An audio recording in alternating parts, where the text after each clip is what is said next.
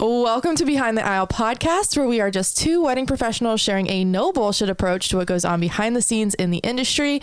My name is Sarah, and I am a wedding photographer. And my name is Katie, and I'm a wedding planner. And we are so excited to be back. Happy New Year! Happy New Year, Merry whatevers that you celebrate, because we took a little bit of a hiatus. Unplanned. It's completely unplanned. We were tired. Extremely. Yeah, we were. Yeah, because when did your season technically end? I ended November 11th. November 11th. Why did I think you had something in December? I had an elopement in December, but that was it. That's probably what I didn't stop working. Right. But my wedding season ended November. I think it was 11th. Gotcha. Sorry, Laura and Tim, if you're listening. It's all a blur. I was about to say mine ended on December 10th. And in between then, I also, I had a wedding on December 1st and then I had a wedding on December 10th. Nope. And then 18th.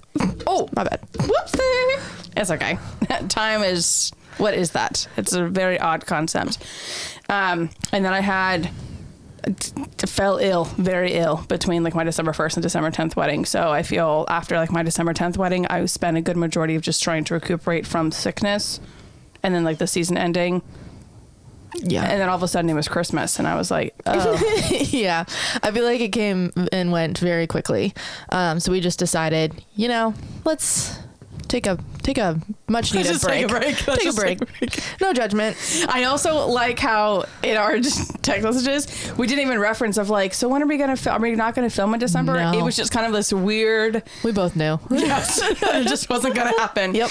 We both knew. But we did miss y'all terribly. Yes. Absolutely terribly. So we're gonna kick 2024's ass though. I have good feelings about 2024. You do? Yeah, I do. Yeah. I need you to spread that over here. I'm sending you all good vibes. Thanks. I feel really good about 2024. I feel like, well, one, we ended the year already planning some really fun stuff, which we'll get to in a minute. You guys will know. Yes. We won't share the secret. We won't share. We won't. You'll know. The secret. You'll know, but we won't share the secret. Yeah, you'll know by the end of the episode. And then there's also some other interesting things that we won't share right now. But so we're gonna kick off 2024 with some really juicy topics. I think there are some topics that are really relevant in the beginning of the year and kind of our off season, because in the wedding industry, if you are not in the industry, most seasons are probably March to sometimes November. Yeah, sometimes March to sometimes December. Yeah. But we typically have 3 months, I would say, ish, give or take. In Virginia, at least. I know it's different for all states. Oh, yeah. Because your seasons are a little different than ours. But in Virginia, we typically take between January and March-ish off. So we like to do a little bit of, growth prep and just recuperating. Yeah, recuperating. Recovery. And then planning for the year to come. So we are going to start 2024 with a little topic of relationship building with vendors. It's super important. So important. I think actually it's one of my favorite parts. Actually, it is my favorite part of Bring your mic closer. The job. Whoops. Yeah, then I'll reach it over a little bit more. There we go. It's definitely I'm getting distracted. Okay. It's definitely a very important aspect of being in the industry, for very many reasons, which we'll cover. For sure. So you want to kick us off on a little bit of a why we build relationships? Yeah, I think out of many topics that we do have, that we do cover, I feel like this is one of them that I truly have a big passion for. One, I feel like it's because I'm an extrovert, and two, I just like meeting new people. See, I'm different. I'm an introvert, so kind of. I'm an introvert extrovert, I guess. Friends. So, yeah, I threatened Sarah that if she wasn't my friend, that I would do something to her, and that's why we are friends now. Yeah, help me. Somebody. What is it like? Blink 3 times if you need help. So relationship building with vendors. Sorry, brief intermission. We had a sound check. All good. Just kind of getting back in the swing of things. Yeah, so I'm hoping like relationship building like with vendors is somewhat of a priority for a business owner in general, but also more specifically within the wedding industry. As much as like Instagram and Facebook and any other like social media platforms or blogging or whatever is great for like your SEO and your just overall algorithm, there's just something about in-person connection. Yeah. That is super healthy for your business in and of itself. Yeah. And then I'm sure this applies to like any other industry as well, but with that in-person connection, I feel like that's literally like the heartbeat behind any industry, but especially like the wedding industry in and of itself, because weddings are so personal. Mm-hmm. And you have to be able to connect, obviously not only with your clientele, but like with your fellow vendors as well. Like if you don't, I feel like if you don't connect well with people, like you're not going to be very successful. Well, also, I mean, aside from the outside of the wedding connections, I think it's also super important to have a connection in the, like when you're at the weddings and the events as well, because you can feel the disconnect. Yes. And if you don't have either a relationship in general with the person or a bad relationship with the person, your clients can feel it too. So building those relationships, building a network and all that stuff, it really helps make a cohesive wedding day feel, and make it feel very comfortable for your clientele, which is, I think, also why a lot of people have quote unquote preferred vendors, just because of those relationships that they have built and they're comfortable with those people. It's not always a bad thing to be a preferred vendor, Oh yeah, definitely. I mean, if anything, especially coming from like a planner's perspective, that's what clients are like when in our, in the questionnaire like that we have our couples fill out, like when scheduling a consultation, we ask the question of like, what's your expectations for your wedding planner? And top 3 is like asking about like, hey, we want access like to your preferred vendor list, or we want access to like who we're supposed to be hiring, not hiring, like things like that too. So, you also want to trust the people you're working with. Oh, 100%. 100%. Can't tell you how many times. I mean, it's not uncommon for me to work with people that I don't know. And the level of trust is just not there as fully as it would be with somebody that I've worked with like numerous times. Like there are people that I work with on a consistent basis that we just immediately are like, all right, this is what it is. Like, we got this. And it makes it so easy for everybody because you know exactly how that person works, or like if you work with them so often, like for you and I know already like what you're thinking of, what you're looking for, all that sort of thing too. So I can prep my team being like, hey, this is what Sarah's going to be needing when you first like walk in the door or whatever have you, or this is how long she takes for a certain amount of like portraits or whatever have you, walking in blindly with other, just having a complete vendor team. Cause that's also happened to me too, where I've walked into like a wedding where I literally know zero. Yeah. Like zero, maybe the venue or something. I don't really know. But at any rate, just continuing building those relationships. And also I am a huge, huge advocate for constantly just growing in general, like, working and living life from a place of humility where I understand that however many years I'm going to be in this industry, I'm never going to know everything. Right. And so working with other vendors as well is a way where you can grow, because you get to learn from other people, potentially even be inspired by other people, or learn what not to do. That too, like both ways, growth goes both ways for sure. So, and then I do ask vendors, especially those that I have never worked with before, on a wedding day, like after the wedding, I send them an email saying, obviously, one, thank you, for a great wedding day or whatever have you. And then I actually do ask for feedback, whether it's for me or from one of my other girls like on my team or something like that too, because I'm always telling them like, I want to be able to learn and grow. And if there's something that is I should be implementing in my workflows or on a wedding day or something along those lines, I'm going to be able to serve the vendor team really well too. So yeah, it's just relationship building in general should definitely be on everyone's. I feel like especially if you're going into 2024 and you're setting your like new intentions for the new year, in general, I think prioritizing vendor relationships is it should be on your list. not only prioritizing them, but continuing the consistency. The consistency of the relationship is almost more important than the actual like creating the relationship. Yes. 'Cause I mean, when I first started, it is wildly different than the people that I'm with now.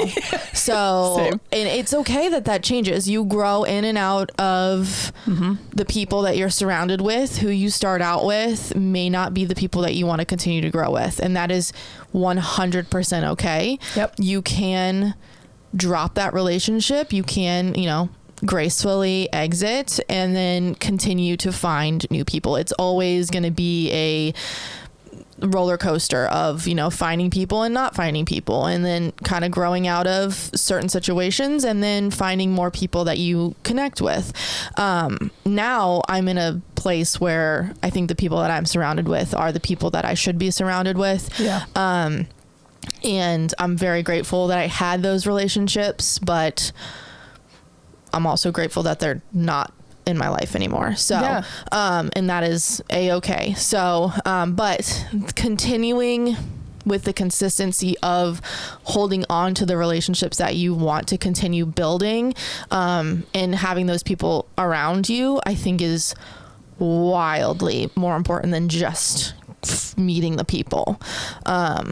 Because it's one, the industry is kind of cutthroat, and you are busy, so finding time to like nurture those relationships can be really hard, and most people are understanding because you're in the industry.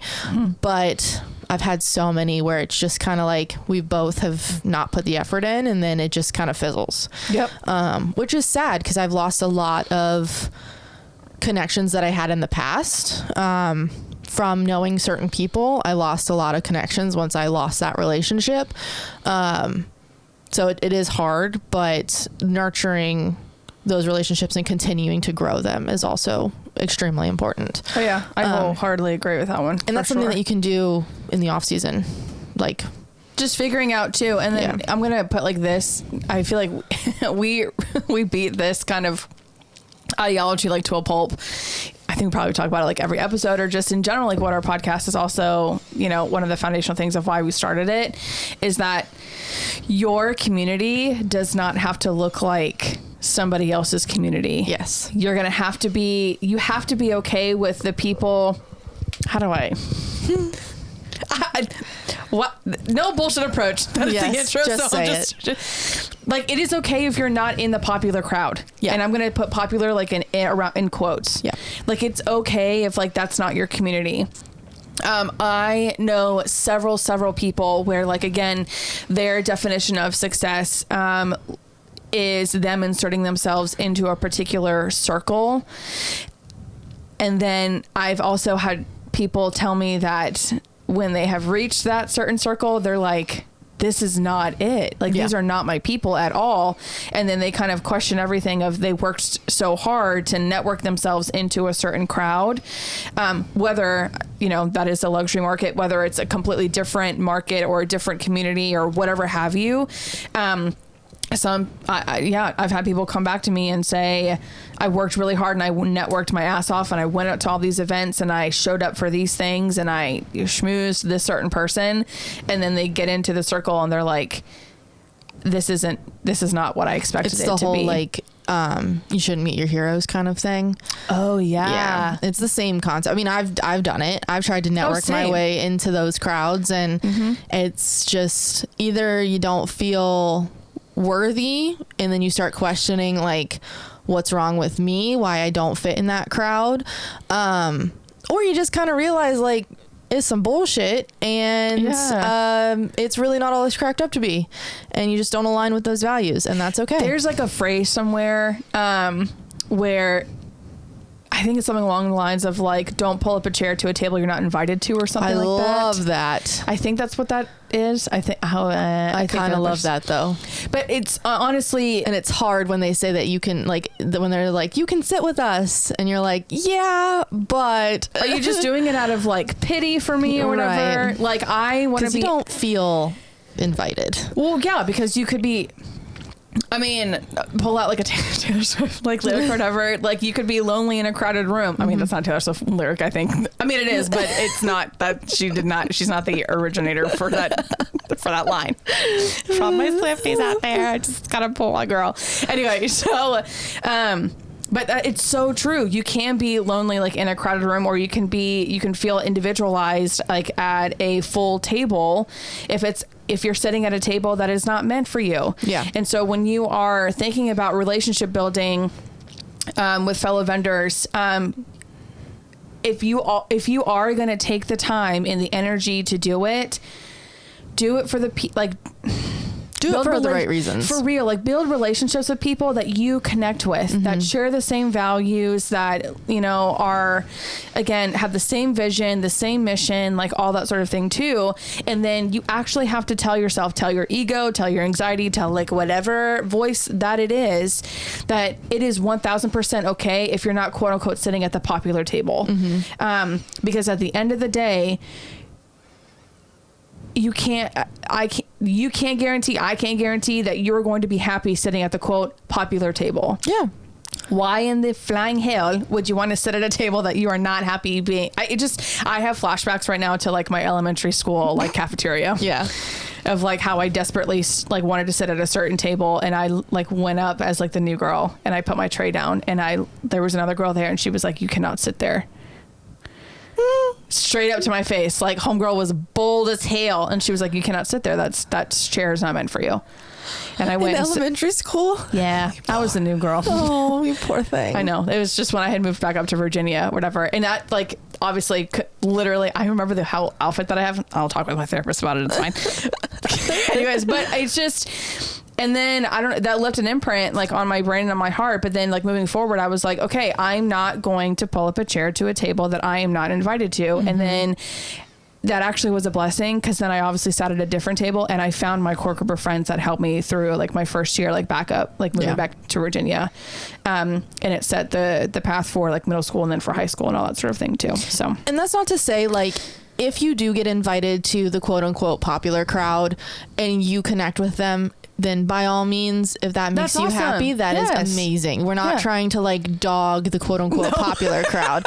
But we've just seen things and been there to the popular table, and it's not been inviting, and it's not been as grand as it all is cracked up to be. So we just don't want to make sure, we want to make sure that you don't get your heart broken. Right. If it's just not a good fit for you, and that's okay. That's 100% okay. I liked the quote that you said, like, not meeting your heroes. Yeah, don't meet your heroes. Yeah, I've never actually heard of Jesus. I've never heard of that. But yeah, it's like when you meet celebrities and like they're your heroes, and then they're really not, like Superman or like whoever you think that they are, because they're probably gonna let you down.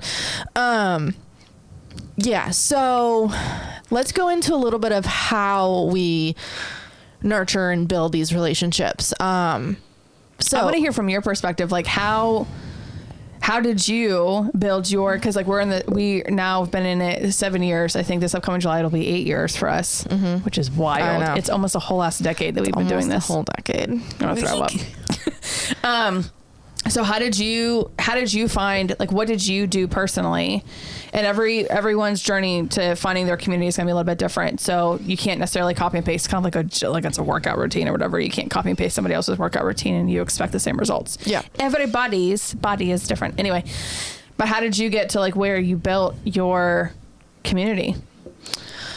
I don't have a big community, and I'm okay with that. I always thought it's kind of like when you're in middle school and elementary school, and even, I mean, more so like, I guess, high school, where you feel like surrounding yourself with a ton of people is, and like making sure everyone likes you is what's important. Yeah. And then I don't know, I just never was that person. I always had smaller groups. I thought at one point I wanted to be the person that had like all of these people surrounding me, and like, you know, everyone loves me and whatever. Where I wanted to be the popular person.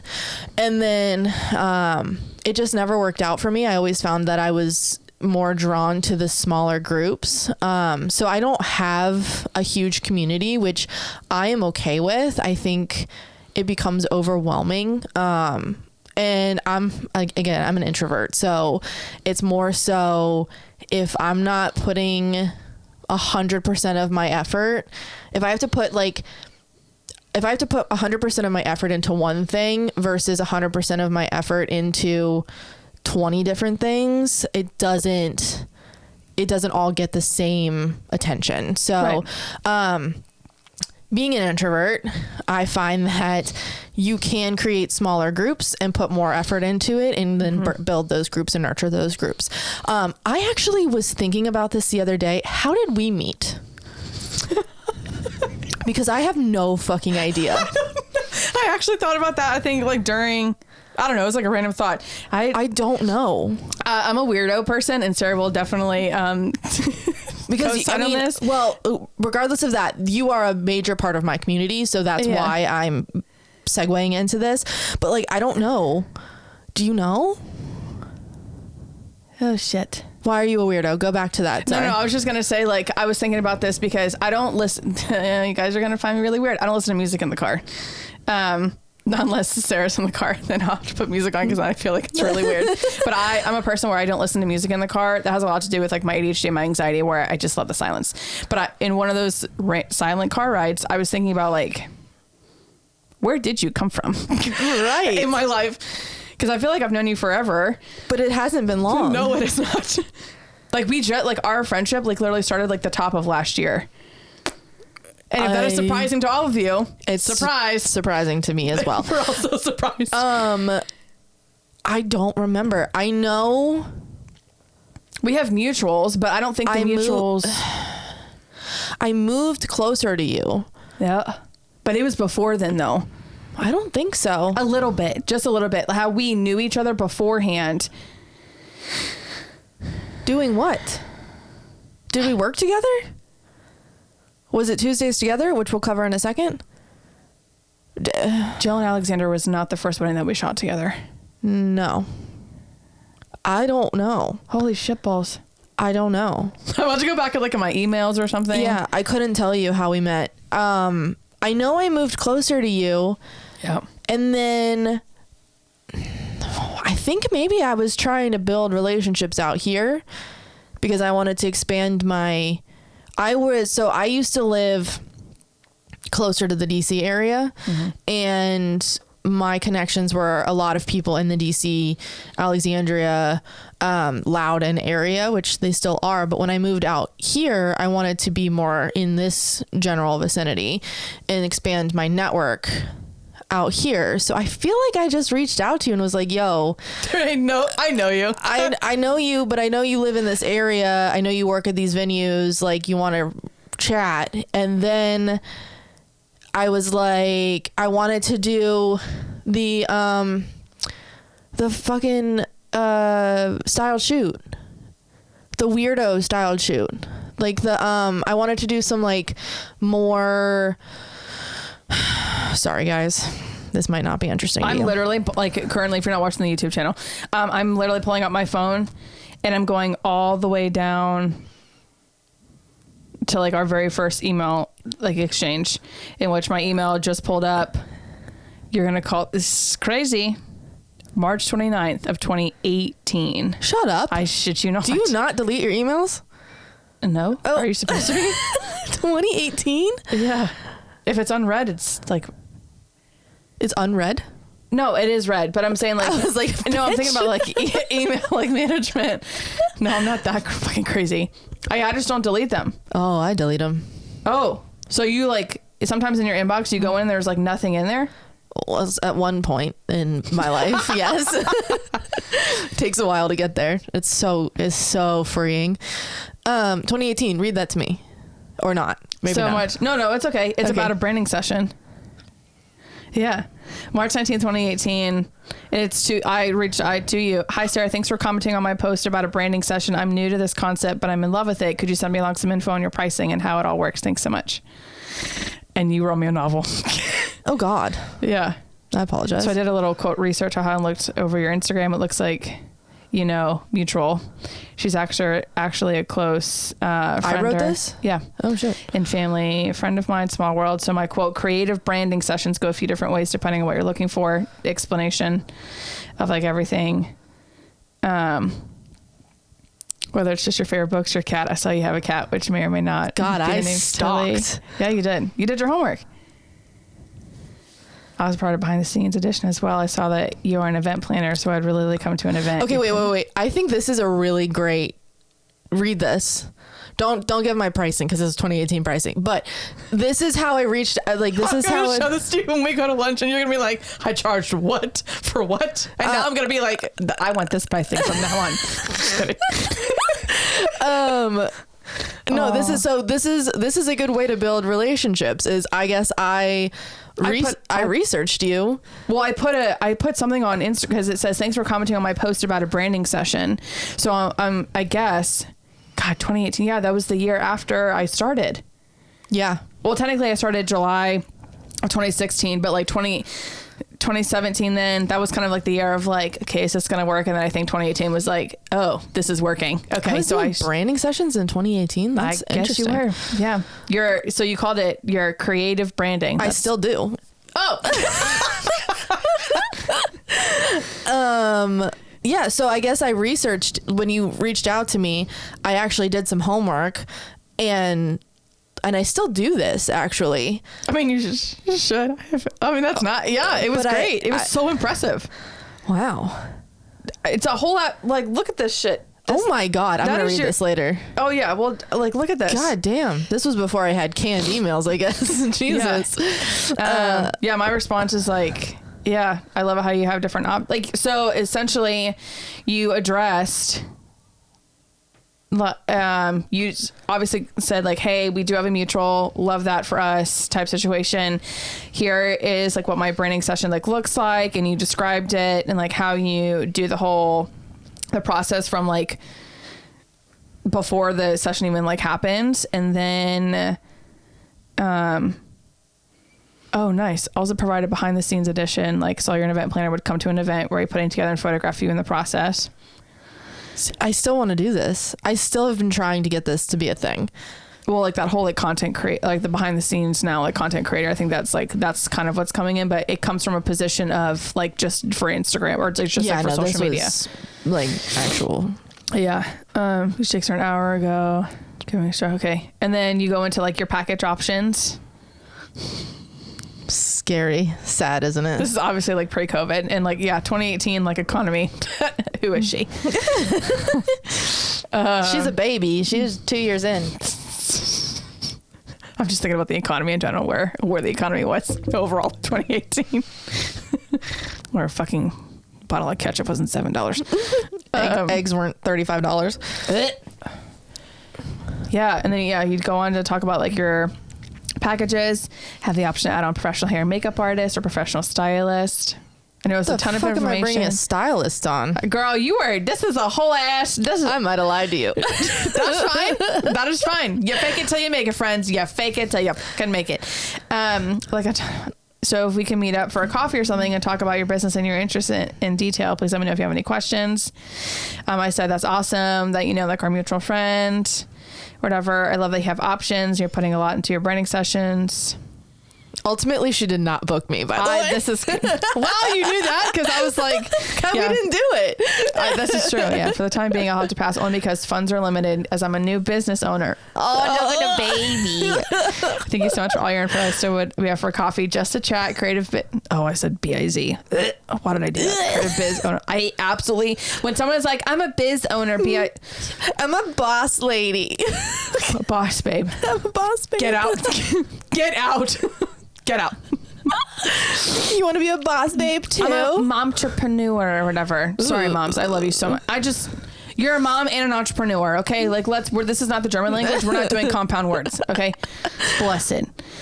In life in general, it's always fun to build friends in this industry. Let me know if you're interested in getting together. Thanks so much for getting back to me. I completely understand and would love the opportunity to do this for you in the future. So please keep me in mind. I'd love to get together one day and chat too. I'm free most weekdays. And then it started. What does your schedule look like on Tuesdays and Thursdays? Next Tuesday would be great. Where are you out of? I'm out of Manassas. Where are you? I'm in Alexandria.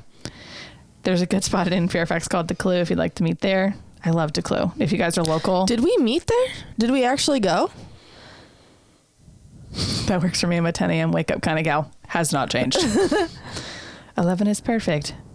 It's 30 up. Perfect. See then. Looking forward to it. Did we actually go? I don't remember. Neither do I, because I don't remember actually talking to you again until I moved here. And I reached back out and said I wanted to do a shoot of some sort. I was really looking to get into more like realistic. You backed out. I backed out? That's the introvert in me. So sorry we had to do this, but I think I need to reschedule a meetup for tomorrow. I had a procedure done on my back today where I can't really sit for long periods of time. Did you lie to me? No. Oh, okay. I was like, I was trying to throw I will not talk about this on the internet though. Oh God. Okay. So she has your procedure. I'll tell you offline. Now the people are gonna want to know. They're gonna ask you. Our friends are. They're gonna be like, so what did happen to you? Oh God. Can I get back to you in a little of a good time for us to meet again? I apologize. Hi Sarah, you poor thing. I'm praying that you have a speedy recovery. Any Tuesdays and Thursdays work for me, so text me. And that's where it dropped. Or rest well, friend. And then because I'm an introvert and that was April 2nd. Need help. You emailed back April 4th. Sorry for delayed response. Thanks so much for understanding. I'm super busy in the upcoming weeks, but definitely will reach out once things settle a bit. And then no emails again up until 2020. Yup. 3 years Sarah later. Hargrove, ladies and gentlemen. Shut up. It goes both ways. Okay. Maybe You said you would reach back out when things slow down. No, you said that. Hey girls, for April 4th, 2018. I want to mark it. Sorry for the delayed response. This is why I don't fucking delete emails. Receipts, babe. I got receipts for days. Thanks for so much for understanding. I'm super busy in the upcoming weeks, but definitely will reach out once things settle a bit. Oh. Radio silence, ladies and gentlemen. That's the introvert in me. I need help. I need help. In 2018, though, were you still working? Did you do full time then, or are you still doing part time? I was still part time. I went full time 2019. Okay. I think I was part time.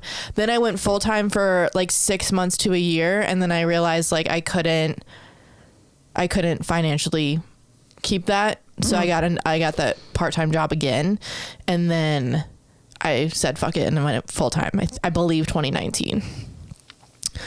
The next thing, was when you did your headshot like mini marathon in August of 2020. Oh. At the little like yoga studio in Clifton. Oh, okay. And then I think I vibed with you, and I was like, when we moved here in 2021. I've been here for 2 years. Yeah, 21. So 2021. No. 22. God, what is time? I've already been here for 2. Anyway, fuck it. I don't know. This is going to take way too long. Anywho, so nurturing. I was about to say that was a great example though of like us just connecting like in general where. Yeah, you had commented or DM'd or something like that, me talking about how I wanted a branding session. You're like, hey, I offer this. Yeah, I shot my shot. You slid in my DMs. I slid in the DMs. So, oh, Lord. Honestly, you can just slide into somebody's DMs if you really want to meet somebody. I can't promise you that it'll work out until 4 years later. But I feel like that is like a lot of social media managers will say that's a really great strategy anyway. Yeah. In the sense of like just, again, building connections, but also building like the reach and stuff like that too. Yeah. There is a correlation to like social media strategy and whatnot too, that if you're like taking the time to actually like respond to comments or adding a comment onto somebody's post, that is not just like, this is cute, but like if someone's doing a call to action, that you actually answer the call to action. Yeah. Or you're talking to somebody like in DMs or something like that too. So, and that's where, I feel like that's a really great way to start in building relationships if you're like, okay, where do I even begin? Yeah. Just go through. I think biggest thing for any wedding industry person that wants to build a start a relationship or build something kind of like preferred, like trying to get on a preferred or whatever, reach out to venues. And Yes. so what I've done, well, to back it up to finding my group, That's how this all started. my community, which is very small.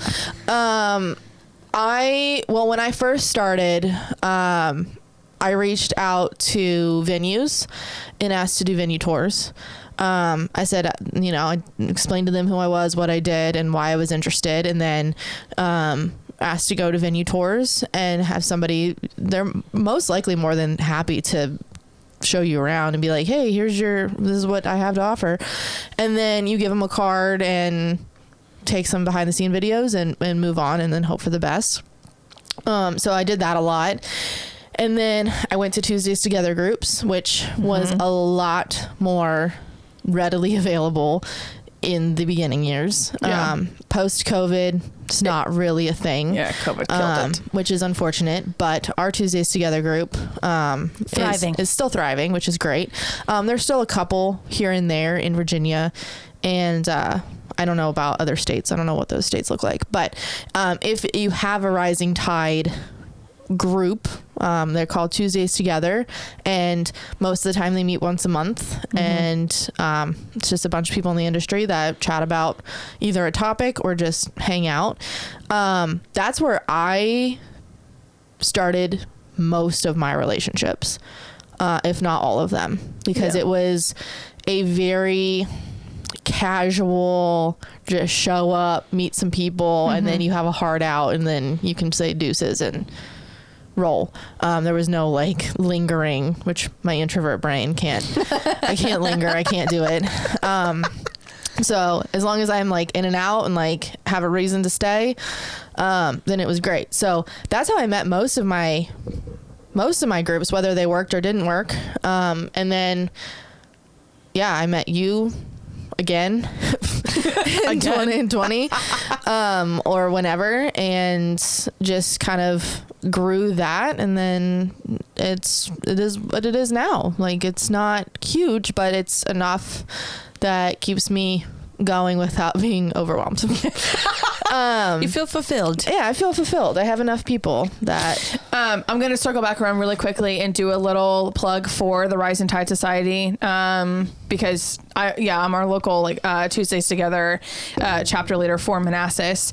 Go to the Rising Tide Society. There has been a little bit of a shift in like management and whatnot. Honeybook, which is a CRM program that a lot of wedding industry members use. plug. I have a code. There you go. Sarah does have a code if you need to, if you want to get onto some sort of CRM. I know a lot of people want to redo like their workflows and their systems and all that kind of stuff too. Maybe we'll talk about that like later on.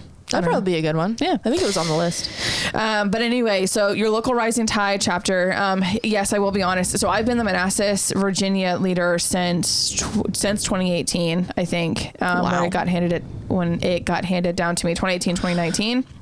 And COVID did kill it. It killed like the Rising Tide in general. It is making a really great comeback, which is awesome. However, with our Northern Virginia area, our Manassas chapter is pretty much the only one that is staying strong, with the exception of like the DC metro area. They are also doing exceptionally well. Hi ladies, if you're listening, love you dearly. So those are pretty much like the only ones, just because, again, the Rising Tide is not necessarily just centric to the United States. It is an international, now it's a nonprofit organization, which was really cool. Beforehand, it necessarily wasn't. It was just, I can't say it was a nonprofit, but it wasn't a for-profit either. It was just in existence. I don't know what that means or what the term to use. But anyway, so now it's an official like nonprofit, which is pretty awesome. Underneath like new management, like complete separate, like volunteer based as of right now, things like that too. So there's a little bit of revamping. But I kept the same, at least I'm trying to, cause I know that that's what I like, but also for our group dynamic, it's what people have told me what they like as well, where each month we do have a certain topic that we talk about that's or prevalent or just relevant in general in the industry. Anything from taxes to building like vendor relationships, like how do you do that, or like workflows and systems, CRMs, or literally anything else that pertains to entrepreneurship. It's not necessarily you don't have to be a wedding industry person to be a part of it. You can be just an independent business owner in and of itself. Yeah, However, we have social media managers that come and they do social media management, not just for wedding industry people, but for literally anybody. So in case you are listening to this or whatever have you, and maybe you dabble in a couple of different side hustles, you can go to your local Rising Tide or your Tuesdays Together chapters and as your business owner, that sort of thing. If you're an MLM person, don't come. We don't do that well. No. It's a little bit different than there was like it's like a B2B kind of thing that you have to pay to be a part of, and there's like only one person. It's not like that. No. Rising Tide, there's no fee that's associated. There's no membership fee. There's no like a referral program. It's not one of those type situations, which is what drew me to Rising Tide, me personally, when I first started building or going to my Tuesdays Together, which was the Manassas chapter. When I was starting. So, and I'm like you, where I do credit the Rising Tide, a good portion of it, along with sweat, tears, blood, and a lot of prayer, in regards to like the success of my business, because the Rising Tide did so much, because it just kind of, it gave me that here is a bunch of people that are in the same position as you already, like in the same spot. So let me just go ahead and like put myself in the same room. Yeah, it's doing the work for you. Yeah, seriously. So, and then what also really gravitated me towards it as well was that they offered free education like once a month. Like, again, like I was saying, we talk about a topic every single month. At the time before COVID, there was like a free guide that was put out, and there was discussion questions with it. There was different articles. I still have access as a leader. I still have access to all that educational stuff. So I do share that with our particular group. But if you're listening, go to the Rising Tide Society, I think.com. And then you can look up your local chapter, because I know the back end, those that are on the board of directors, they're revamping, making sure that they are well aware of which chapters are still active, things like that too. So find your local chapter, get plugged in. And of course, every group is going to be a little bit different. Like I know our Manassas group is a little bit different than the DC Metro like group or whatever have you. I bounced social things. Yeah, I bounced around to a lot of them when I first started to, and that's totally okay because I lived more central, so I could go to the Manassas, I could go to the Tysons, Leesburg, I could go to the Alexandria. Well, they didn't actually have an Alexandria. I didn't go to the DC one. I went to the Fredericksburg one, so I bounced around quite a bit, and you can grow your groupings with different people in those different groups, especially if you're wanting to like start working in a particular area. Yeah, that was great. Yeah, like I knew, like that's why a lot of people, especially with us living in a metro area, that's why a lot of people wanted to bounce around, was because they wanted to be in certain areas. Yeah. So they might not have lived in that particular area, but they attended those meetings to create those connections. And we also did it to where they were all on different Tuesdays. Yes. So, which was nice. Yeah. Because the whole original thing was like the third Tuesday or something like that. Or the second or first Tuesday of every month or whatever. And then of course things just morphed into like, okay, whatever's best for like the volunteer leader. Because again, like your leaders for Rising Tide, we don't get paid. It's totally volunteer based. So look up your local Tuesdays Together. If you are hella confused and you have no idea like what I'm talking about, or you need a little bit of help, slide into my DMs. That's totally fine.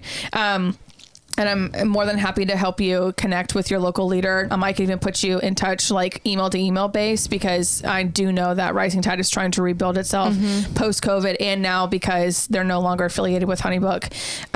Everything was amicable, by the way. There's no tea there. Don't look for tea. There's nothing there. But anyway, now that it's a nonprofit, they are continuing and they're wanting to build the society back up too. So if somebody is wanting to be in a leadership role, they can reach out and potentially build a group somewhere. Yes, 100%. That'd be awesome. Yeah. So say we connected, or maybe you do the bulk of the work on your own, and you look up Rising Tide and you find that there is not an active chapter in your area. There are step-by-step directions on the website where it'll tell you like, hey, do you want to become a local leader in your area? You guys, there's no like prerequisite. Like you don't have to like go to school for anything, or there's no like you have to just have to be willing. literally, you just have to be wanting to put the time and the effort in, and you also have to share the vision, the mission, the core values of Rising Tide, obviously. So yeah, and then you can start your own local chapter, and then just do the work of, again, just marketing your local chapter and letting your community know that is a ready, available like resource for them. I would love to see this be a thing again, because I can't tell you how beneficial it was for me, especially. I mean, it would be more beneficial even now than it was at the beginning. I mean, probably the same amount, honestly, because as an introvert, I need the help and the push to be in a situation where I'm around people, because if I have the option to not do it, I'm probably not going to do it, if I'm be honest. Unless I really, really, really want to. So by having the push of like, it's on my calendar, third Tuesday of every month, I have this meeting. It's easy. There's no work that has to do. I just have to show up. Yeah. So, and I can leave after 2 hours. Like, it's fine. Or I can choose to stay if we all want to hang out. Yeah. So I would really, really love to see the Rising Tide. I'd love to see it bounce back too. Yeah, I really would. It's so beneficial to this community. Yeah. For sure. So, okay. So another way to kind of build or grow or create relationships, with other vendors is to attend showcases and open houses. My other best friend, Taylor, who was our so far one and only guest on our podcast. More guest appearances will be coming this year. Yeah. That's another like intention for Behind the Aisle. But that's literally how I met Taylor and Billy. See? It works. Yeah, it really does. I'll never forget this. Yeah, because I was shadowing underneath another wedding planner at the time, not really quite sure if I wanted to do this full time or do this at all. It was at the Potomac Point Winery. Oh gosh. Open house. They were dating. They had just started dating. Babies. I know, babies. They had just started dating, and we just connected. Again, at a showcase, I think typically, if you've never done a showcase before, if you're a wedding vendor, you've never done like an open house, a venue open house, a bridal showcase of any kind, things like that too. Mind you, again, so here's another plug, having done many a showcase in my time. If you are starting to or wanting to get into more showcases or whatever, start small. Look for the venue ones. Those are on the smaller scale, especially in our metropolitan area. There are some that they are extremely large. Oh, they're like full blown expos. Yeah, like you go to a convention center, it's a whole thing. It's very overwhelming. Don't recommend. Not only from the couples, but also for you in general. If you are an introvert, I don't recommend. Don't start there. Don't start. Look for your venues. Look for your like those local like open houses, things like that too. So, but at any rate, so this Potomac Point Winery, again, it was small on a smaller scale. I think maybe there's like all of like 10 people, like 10 vendor tables that were there. Obviously Taylor and Billy were there, from Whole Heart Studios. And, once like the showcase like starts dying down, that's when just naturally vendors tend to like go and talk to every like other people or talk to their fellow vendors, because they obviously hadn't had the time to do that beforehand. When you first get there, you're busy setting up and trying to make sure you're good and ready to go. When the showcase is happening, obviously you're talking to potential clients or couples or whatever. And then afterwards, when people are breaking down, that's when kind of like the adrenaline now has worn off, and now you're like, oh, let me go make some friends really quickly. Swapping of the business cards and all that kind of stuff too. And that's how I met Taylor and Billy. I've never done a big expo, because again, does not interest me whatsoever.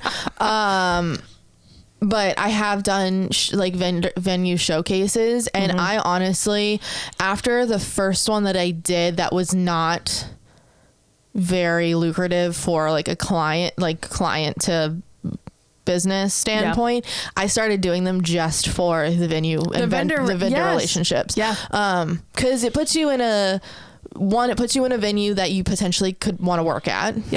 Most of the time we go to those for the venues that we want to work at. And then it puts you in the crowd of people that have either worked there already or want to work there too, or something. You could start that little circle of potentially preferred vendors for that. And that's how I've gotten on preferred vendor lists for venues in the past, because I've done those open houses. They're a lot of work, but not really. It just takes a day and a setup, and they're not always the best when it comes to getting clients. I find you get a lot, it depends on your price point, honestly. I find you get a lot of price shoppers. Oh yeah, 100%. And people wanting discounts and all that stuff. So, so not necessarily the best for like finding clients, but creating relationships with vendors. I think that's a really great option. Episode of like marketing, and we'll talk about the different like marketing things that you sure, can do. because I'm not good at it. Because I can dive deep into like the strategy behind. Oh, teach me your ways. Are you serious? 100%. Oh my god, I love bridal showcases. Yeah, no.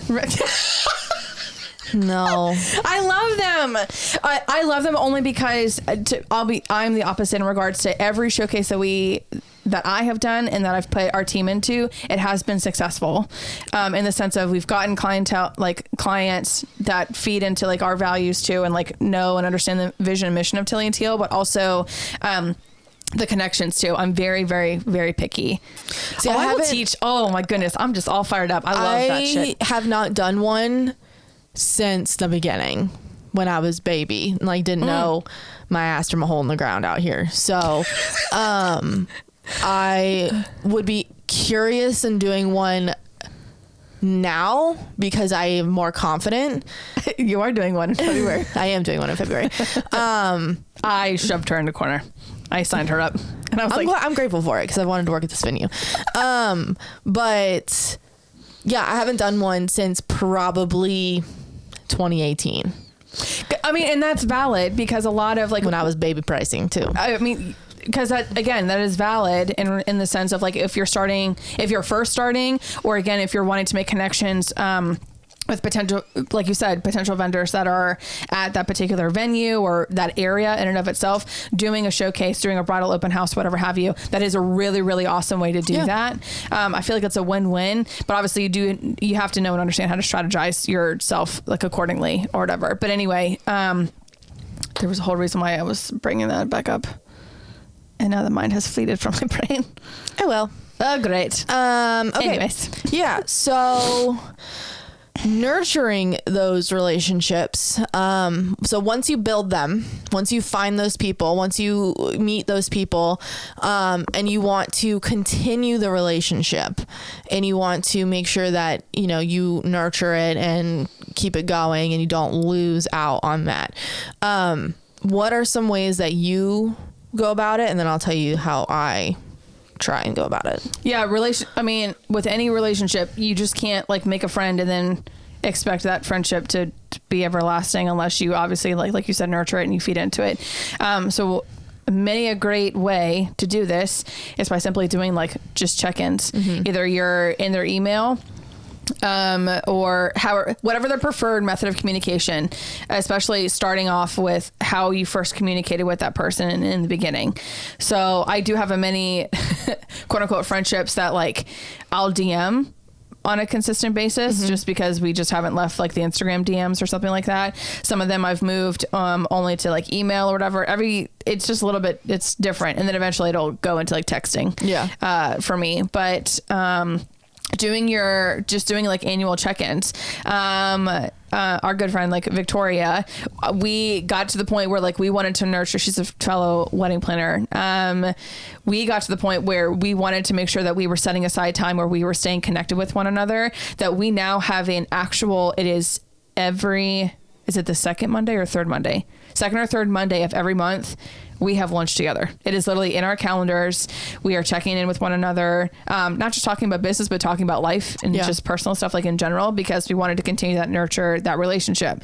And so that's my biggest encouragement for folks, is that like, once you establish a relationship, whatever that looks like, whether you met them at a bridal showcase, you did a little like business card swap, maybe you work together like on a wedding day and you're like, yo, I like really like low key want to like get to know this person, or whatever have you, then you have to continue to nurture that. So reaching out to them either in the DMs, email, again, whatever that preferred method of communication looks like, reach out to them. And then you guys, here's the thing that is driving me crazy lately. You have to commit to it. Like literally, unless you're having a procedure done. But like for real, I, you know, from somebody who does suffer from anxiety, where sometimes I don't even think it's necessarily based off of somebody who has anxiety. We've all been in that position where maybe you've made plans and then 2 weeks later, your 2 week later self is like, I really don't want to do that. Fuck. I'm raising my hand for this. and you're like, how can I get out of this? I don't feel like it. I don't feel good. Or maybe you had a shitty ass day or shitty ass week or whatever have you.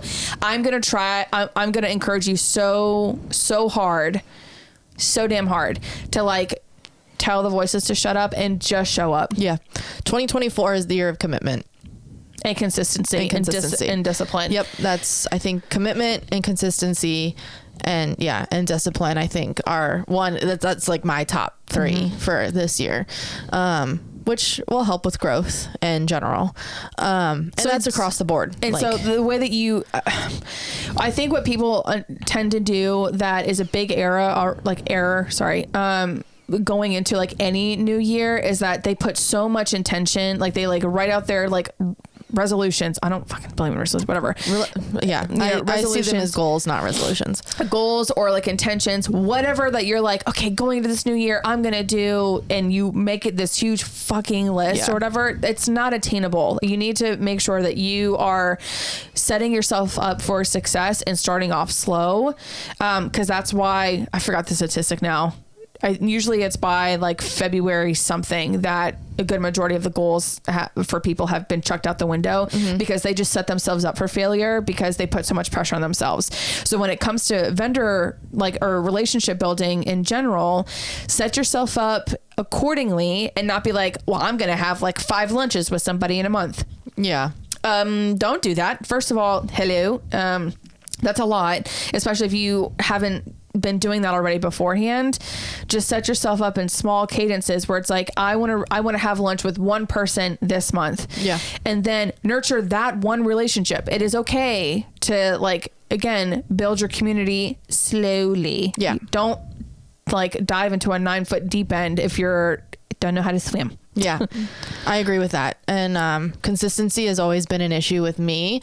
And just after doing self-reflection and some, some therapy with myself, I know that I do have a hard time with consistency, and I have to come to terms with like what makes it hard for me to go out, what makes it hard for me to be consistent, and then what can I implement that will make me consistent. So just literally putting it on my calendar every month, like it's already there. Like I can't really, like it's there's no reason to back out. It's already been here for 2 weeks or whatever.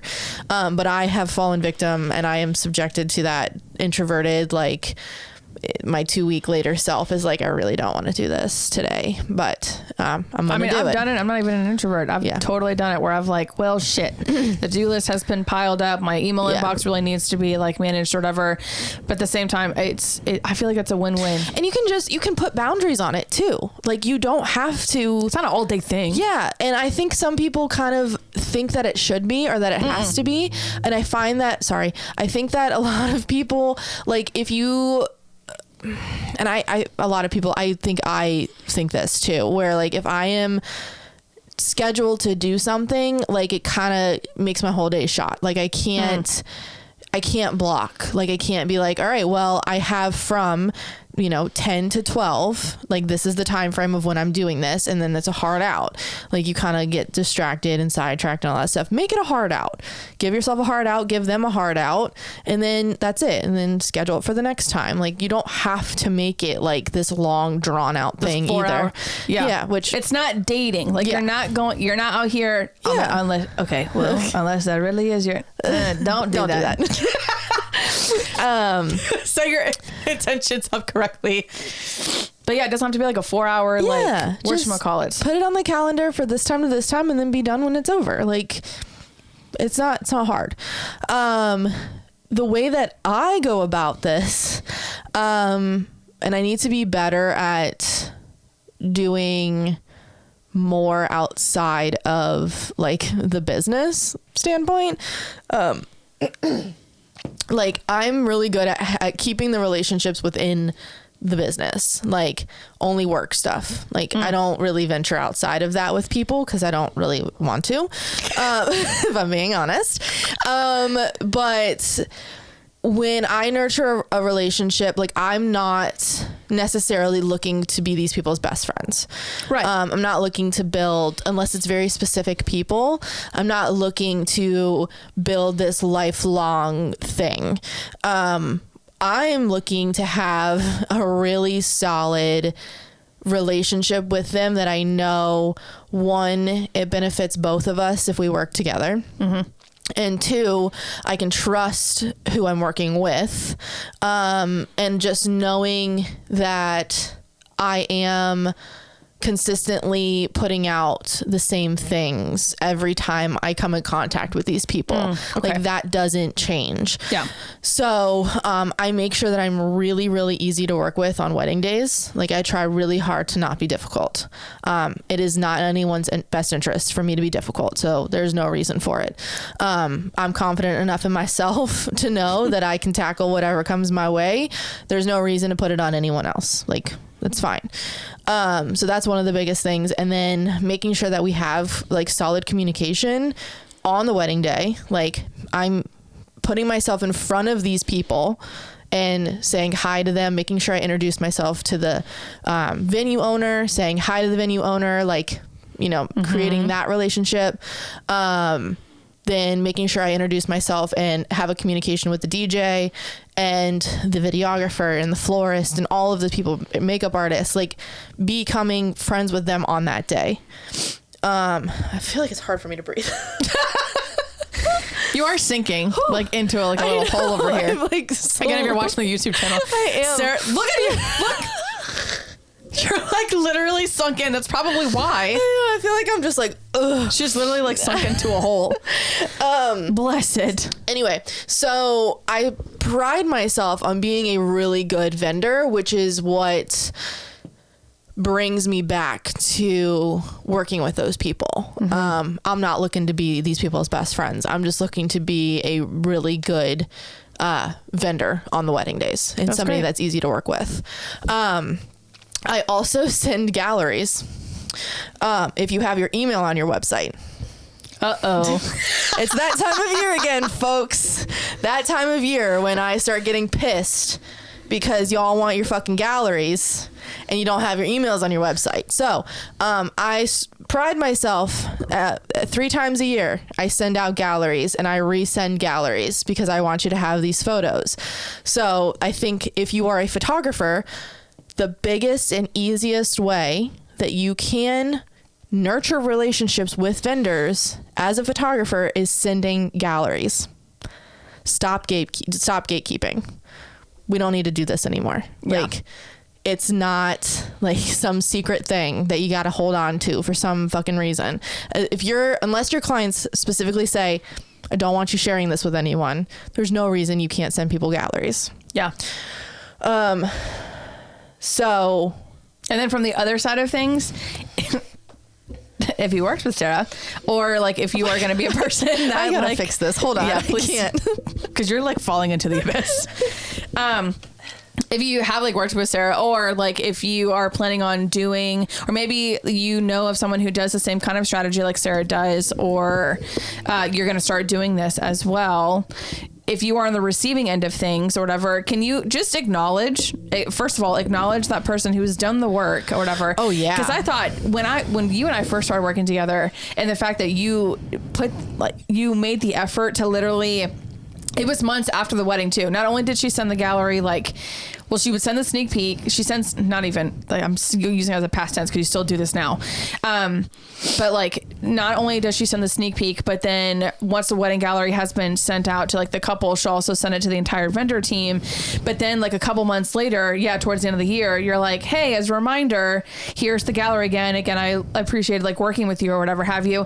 Download the fucking photos. Mm-hmm. Download the fucking photos. You don't have to download obviously the whole gallery. I mean, you don't want your client's family portraits with grandma. You don't care, but I mean, maybe you do. I don't know. Anyway, but like download whatever you need to and then acknowledge that person, saying like, thank you so much for taking the time to do that or whatever have you. And then I don't want to hear any other, like, especially if someone is doing that work or whatever, I don't want to hear any complaints about like photographers never send galleries, blah, blah, blah. it drives me fucking insane. It's like Yeah. one of the things that really drives me crazy where I've heard from other vendor categories of like, yeah, I just never get the gallery like from vendor. Okay, well, did you reach out to the photographer? Did you ask them? Okay, maybe if they said no to you or whatever, move on. Then yeah, you got to move on. Think about a different strategy. I think we've talked about that in a previous episode or whatever. But I feel like a good majority of photographers, they've. I mean, I don't want to speak on y'all's behalf or your behalf or whatever, but I feel like photographers, they're fine with sharing with it. Like, yeah, here most of the time, yeah. I will say, like, if you reach out within a week, I will not send it to you. You'll get it when you get it. Yeah, no. Unless it's been like 6 months and you still haven't gotten it, then sure, reach out. I don't see an issue there. But you're not first in line by any means. Oh, hell no. But yeah, I would say if you are a photographer, send the galleries if you're not already. Make the effort. It takes time. I get that. But you don't have to make an entire vendor gallery unless you really want to. Just send them the link to the one that you already are sending. How do you feel about albums for venues? So I'm working on that. Yes. Okay. That is something that I have put in my goal list for this year. I will say, like, that is another way that you can... I'll be honest, sometimes building relationships is a selfish thing. And there's nothing wrong with that. So another way that you can build a relationship, and it's not really, I don't want to say it's selfish because it is and it isn't.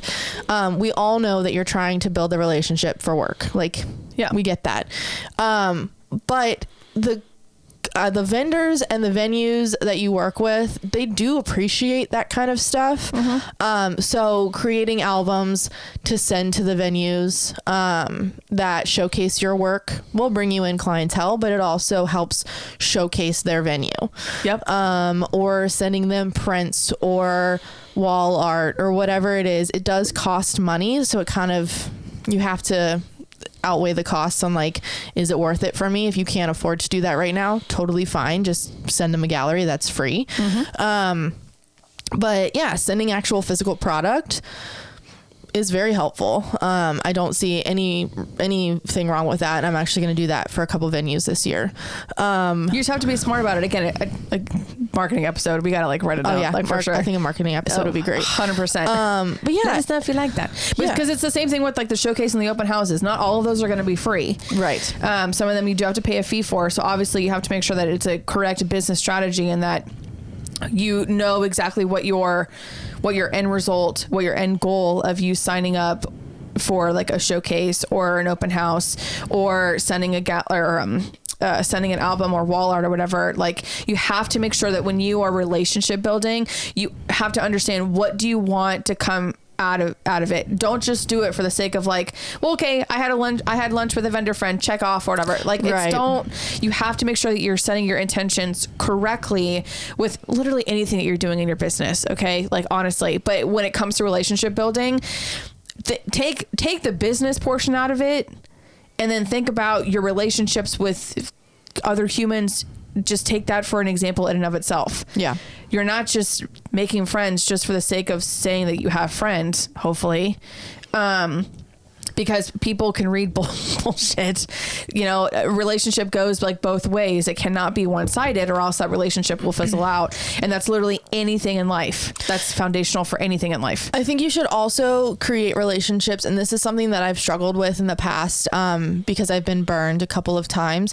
But creating relationships within your niche too. So if you are a wedding planner, making friends with other wedding planners, making friends with other photographers as a photographer, building that community, not just building a community of people that you can put on your preferred list that you would like to work with, but actual people that are in the same field as you too, because you never know when you might need their help. I can tell you several stories of when I've had to, and we've helped each other like this past year or, oh my God. But it goes, I have to preface this though.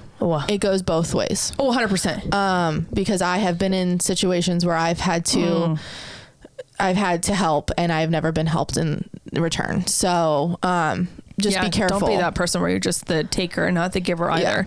The year of COVID, like 2020, 2021, I think that is the time that I saw our industry rally the shit out of each other. Yep. And we just helped on a consistent basis. Like already beforehand, the community over competition type motto and philosophy was really starting to pick up. But COVID, I mean, as much as it was terrible, I think it did something to like our industry in and of itself, where we're like, we have to help. Like the competition over community thing is not viable. Yeah. Like the community over competition is the way to go. And we all helped each other out. I will never forget. I mean, I got a good amount of like couples, and it like helped with my business when a fellow wedding planner was like, hey, we're changing jobs or whatever. Like my husband's changing jobs. Here's all of my clients. And the only way that happened was because her and we developed that relationship. Yeah. Or when I had several like us wedding planners, sometimes we were like, hey, this third postponement I'm already booked for, like I can't do it, can you just take this on or whatever. And we weren't like, I know from a wedding planner standpoint, we weren't like, well, this isn't my design, or like, I want my name on this or whatever. We were literally we were scrounging to help each other out. And that's even happened even to like this day, where I've had a call on fellow like wedding planner friends being like, hey, all of my girls on my team, which a good majority of them are still like working full time, or they just have other commitments, and something happened. I've called on fellow wedding planners where it's like, hey, so-and-so from my team is sick. Are you available? Can you help assist on this day? And like, we all help each other out. Yeah. That is another really great way to like relationship build. Damn, fucking Sarah just wasn't assisting. Oh yeah. One of my wedding days. Yeah. Just this past season, just because I just, all of my team was already committed. And again, they had full-time jobs, and I just needed that extra help for a couple of hours. And again, relationship building. So it goes both ways. You cannot though just take. Yeah. You have to give into it. If you really truly want to be a part of a community, and a community that feeds you well, you also have to feed into it. Yeah. You get out what you put into it. You have to be selfless as well as you can be a little selfish, but for sure, selfless as well. Yes. For sure. So all that said, do you want to talk about something that's happening local to the Northern Virginia area that potentially could help with relationship building? I think we should. We are so excited about this, you guys. So by the time that this comes out, I will have most likely put it on the internet. It's on my task list. It will be out Thursday when this comes out. We are putting together a networking event, which we are so excited for, because it is a little bit different than your typical networking event. It's actually a lot different. I'm excited. And we can't take full credit for this, because we were given the idea by a fellow vendor who basically told us that we needed to do this. Yes.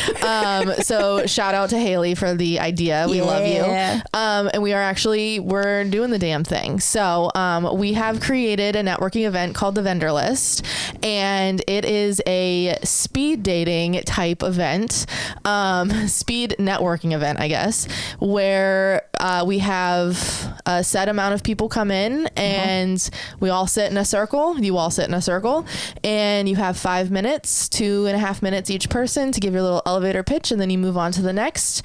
And then you are forced to make friends. Make friends. You are forced to make friends and connections without all of the workload that goes into it. So, and then afterwards you can choose if you want to further the relationship, or if you just didn't vibe, you can like move on, but you don't need to.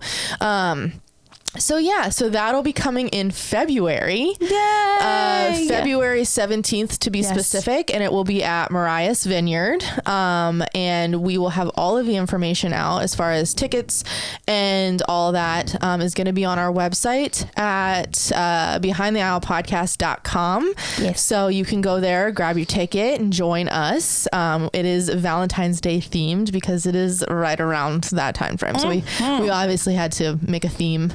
We're theme girlies, so but we're so excited. I'm stoked. I'm really, really stoked. I feel like the concept when like it was presented to us, one, obviously it is different because I feel like the networking events that you and I have been to, it just kind of was like a buy a ticket or just show up. And then sometimes you have like these little cliques that form. That happens with anything. So this forces you literally, to like make friends, and it's the whole like speed dating concept, exactly like what Sarah was describing. So I thought that was great, where you have 2.5 minutes so you can talk to somebody else. Maybe you vibe with them, maybe you don't, and that's okay if you don't. And then you get to, I don't know, and it's a good time too. We'll have some delicious Morais wine, some like little nibbles to eat on, like things like that too. So it's going to be an overall really, really, really great event. We're super excited. And we're hoping to potentially make this like a thing, like a biannual thing, like a real thing. So we're super excited for that. And I think, is that a good place for us to leave off for this episode? I think so. Amazing. Yeah. Just want to send you guys all the encouragement, all the good vibes too, when you guys are going out and trying to make new friends. It's really how your business can grow and thrive, and just also from a personal standpoint or whatever, make some friends, build your community so that you don't do life alone at that point too. So we love you guys. Yeah. And here's to season 2 of BTAP. We're really excited. So excited. So to end it, we do need some help. We have quarter 1 pretty much planned out as far as our topics go, but in full transparency, we do need some help with some new topics. So we've talked about pretty much everything we can think of as of right now. I mean, we'll start weddings again here in March, so I'm sure something's gonna piss me off. I'm sure we will come up with more topics. But if you guys could drop us a little comment or a DM on Instagram, we'll also have some ways to communicate with us on there. Just giving us some topics that you guys might want to see or have been pressing, on your little brains for over the break or what have you. Send us a little line there, and then we do need your What the Fuck Wednesday submissions. Yes, we will be filming. We'll start filming those up again in the next week or so, I think. Yep. So we will need some submissions from you guys. I know it's off season, but if y'all are still kicking it dude, what if you had like a what the fuck story from like, I don't know, a holiday gathering from like your family or something? Sure. Bring it. Why the hell not? Why the hell not? Bring it. If you want to just spill some tea, that like, we love tea. I love tea. I don't know about Katie. Katie wants to make it into educational experience, but I love tea. So if you want to drop some tea about your family, I'm here for it. Absolutely. It can be anonymous or not. So it's also on behindtheowlpodcast.com. There's also a Linktree link in the Instagram. It's there forever. It's just a Google form. It's super easy. Anonymous or not anonymous, long story, short story, don't care. Just give us something to talk about because we need some help with that. Like out of all the episodes, sometimes like during the month, it is like the most listened to because it's just so damn good. It's so juicy. It's so fun. We love talking about it too. So we love you guys. Katie, where can they find you? You can find me personally on Instagram at Tillian Teal, TILLYANDTEAL. You can find the podcast obviously on Instagram, same thing, Behind the Owl Podcast. And then on the interwebs, we talked about that 5 million times already, behindtheowlpodcast.com. Sarah, where are you? I am on Instagram. It's Serendipity Photography, SARA, like my name, Serendipity Photography on Instagrams. Sweet. We'll see you on the next one. Thanks so much, guys. Bye. Bye.